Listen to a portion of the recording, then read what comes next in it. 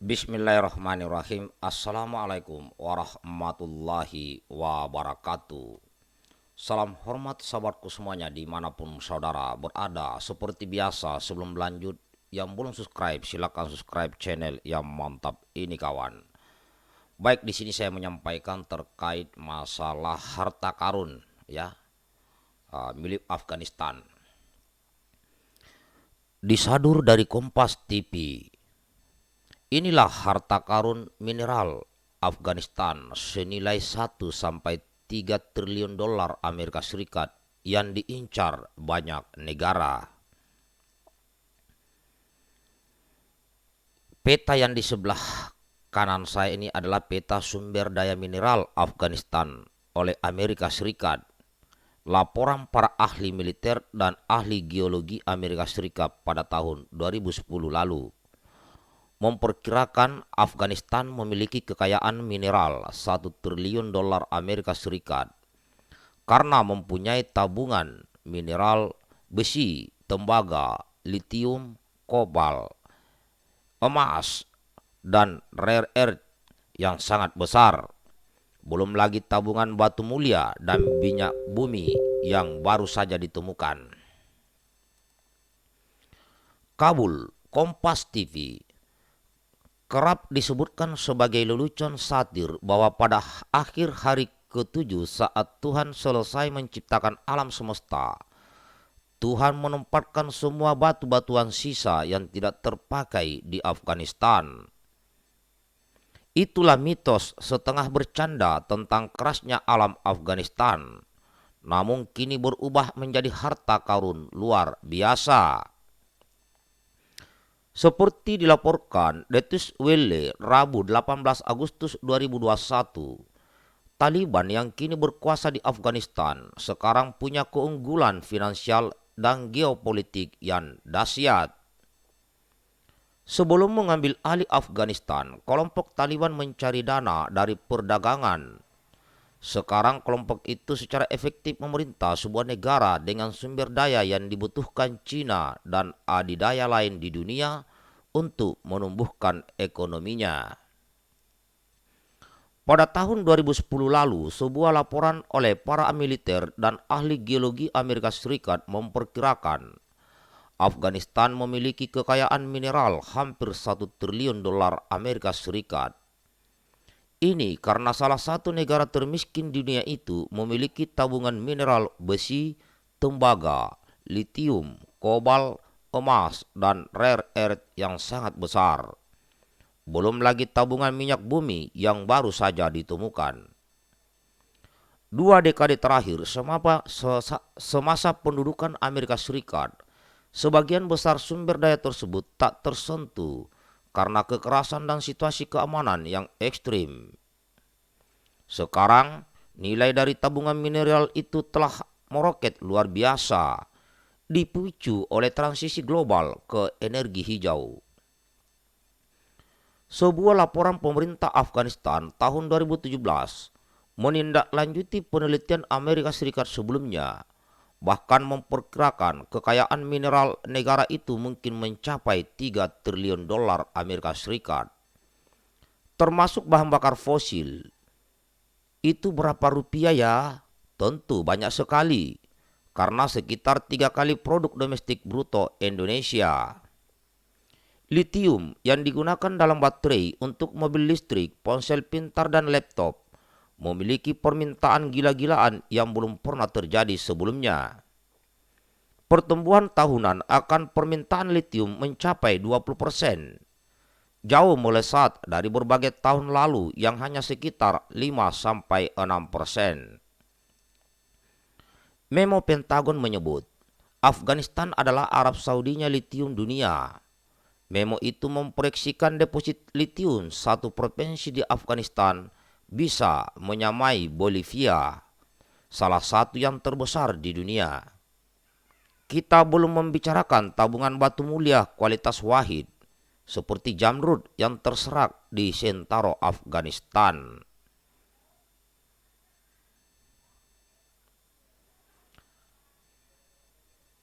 Sementara dunia barat mengancam untuk tidak bekerja sama dengan Taliban, China, Rusia, dan Pakistan bergegas dengan gegap gempita melakukan pendekatan untuk bikin deal-deal bisnis dengan kelompok Taliban. Hal ini semakin menambah penghinaan bagi Amerika Serikat dan Eropa atas jatuhnya Afghanistan. Sebagai produsen hampir setengah dari barang-barang industri dunia, China kewalahan dengan permintaan global untuk komoditas.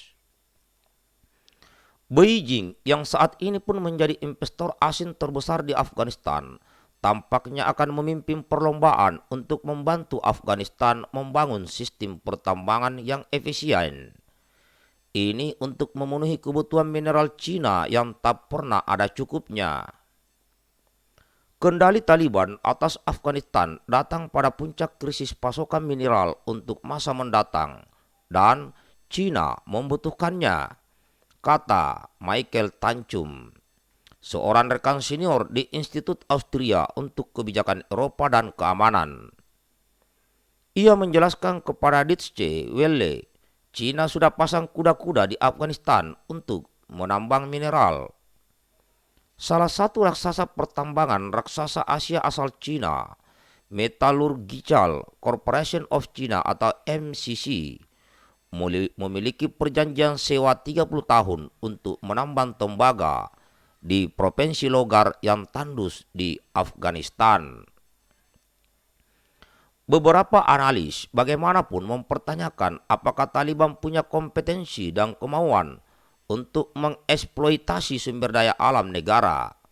Mengingat pendapatan yang mereka hasilkan selama ini, sebagian adalah dari perdagangan. Sumber daya ini ada di bumi pada tahun 90-an juga, dan mereka Taliban tidak dapat mengekstraknya. Hans Jacob Schindler, direktur senior di proyek kontra ekstremisme, mengatakan kepada DW, kita harus tetap sangat skeptis terhadap kemampuan mereka untuk menumbuhkan ekonomi Afghanistan atau bahkan minat mereka untuk melakukannya.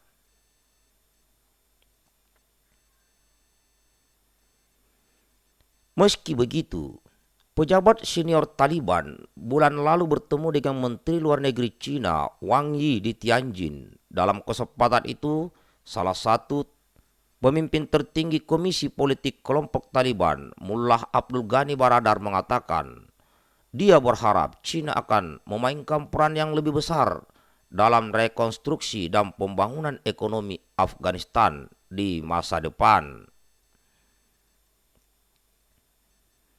Pada hari Senin, ketika Taliban kembali menggunakan nama lama negara itu, Imarat Islam Afghanistan, Cina mengatakan siap untuk hubungan persahabatan dan kerjasama dengan penguasa baru.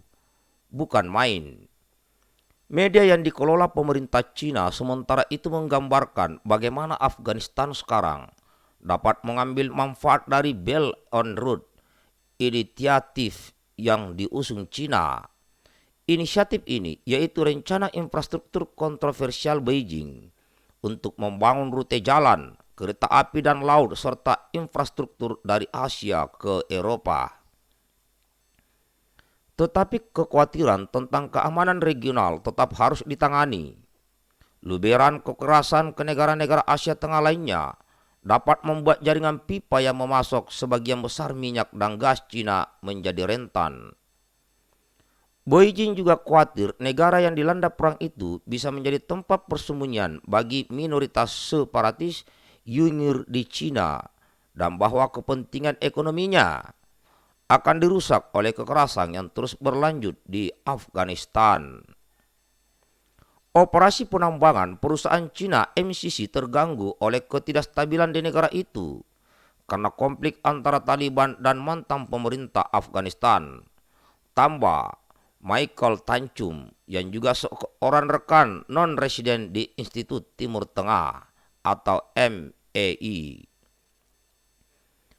Jika Taliban dapat menyediakan kondisi operasional yang stabil bagi Cina, maka penambangan tembaga saja berpotensi menghasilkan pendapatan puluhan miliar dolar bagi Afghanistan, memacu pengembangan operasi penambangan untuk mineral lain di negara itu, kata Tancum. Sampai saat ini, pemerintah Afghanistan belum mendapatkan keuntungan dari proyek pertambangan yang ada. Menurut laporan penyiar televisi kabel Al Jazeera, pemerintah Afghanistan di bawah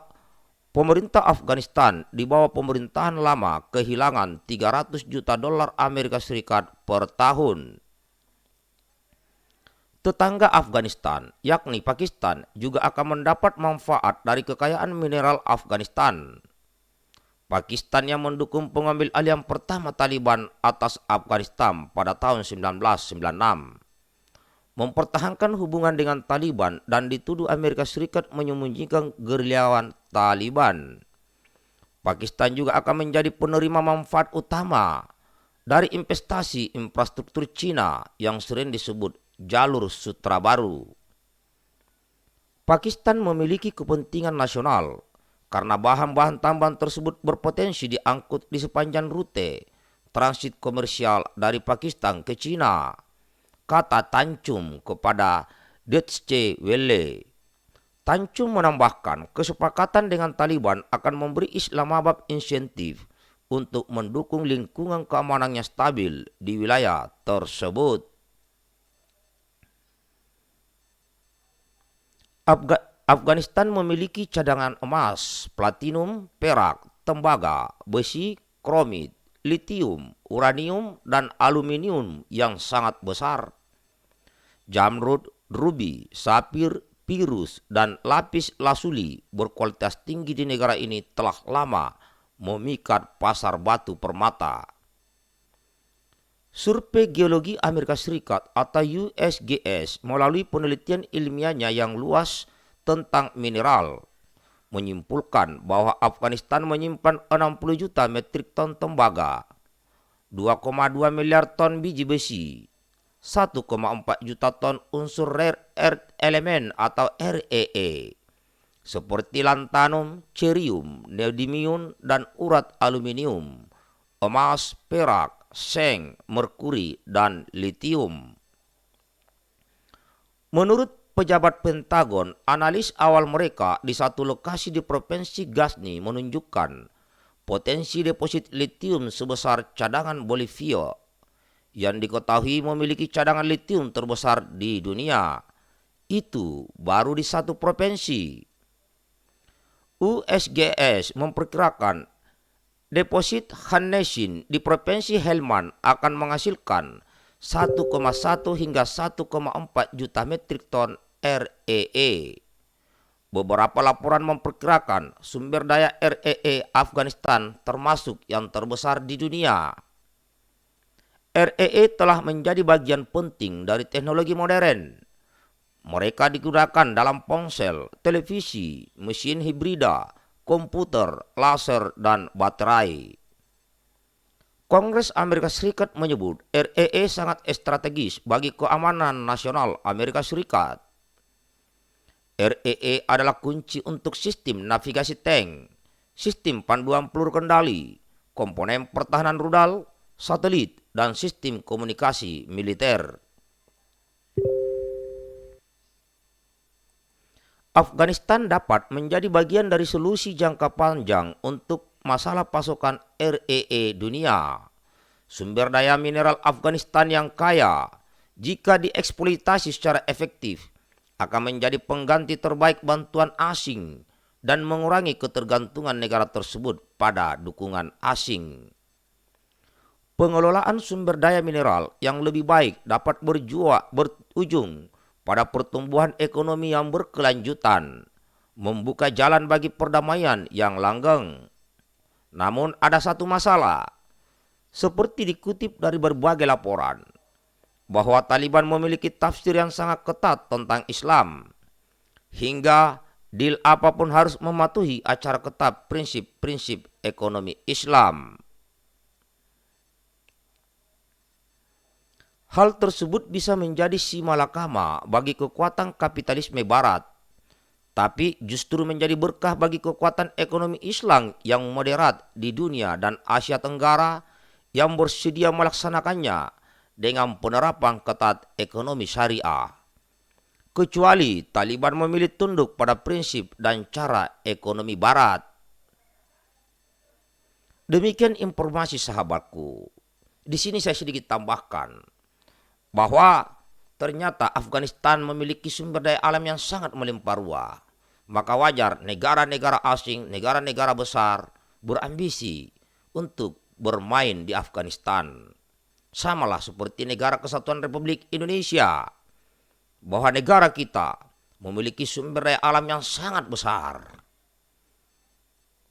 namun belum dinikmati oleh seluruh rakyat Indonesia.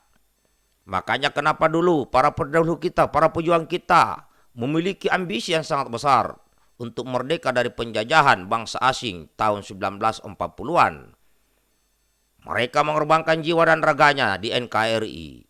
Para pejuang-pejuang kita di masa lalu, dengan harapan generasi yang ada sekarang dapat menikmati hasil perjuangan mereka, yaitu seperti yang tertuang dalam amanah konstitusi NKRI pasal 33 ayat 1, 2, dan 3 Undang-Undang Dasar 1945.